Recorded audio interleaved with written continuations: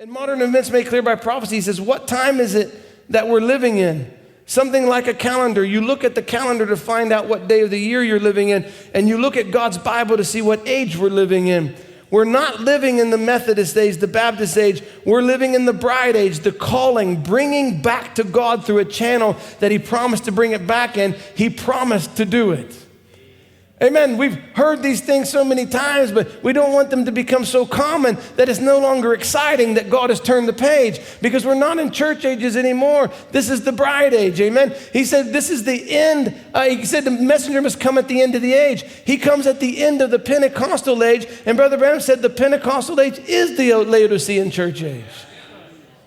So at the end, he doesn't come at the beginning, he comes at the end. What's he doing? He's marking out a closing of something and bridging the way through a gap into something else. What's he bridging his way into? To the bride age. Amen. And the bride age is not another church age. Let's think about this. It's not another church age. Amen. Sometimes people fight the terminology, bride age. They want to fight that because they say, you're adding another church age. It's not a church age. It's a bride age. The very term indicates it cannot be an additional church age because it is a bride age, not a church age. Not an eighth church age called bride. No, it's a bride age. It's something completely different than the church ages. You had church ages. You had first church age, second church age. You had Laodicean church age. We're not talking about church ages anymore. There's been a breach, amen, to get us from here to get to somewhere else. And there's somebody standing in the gap of the breach indicating a change in time to take us out of church ages into bride age, not an additional age.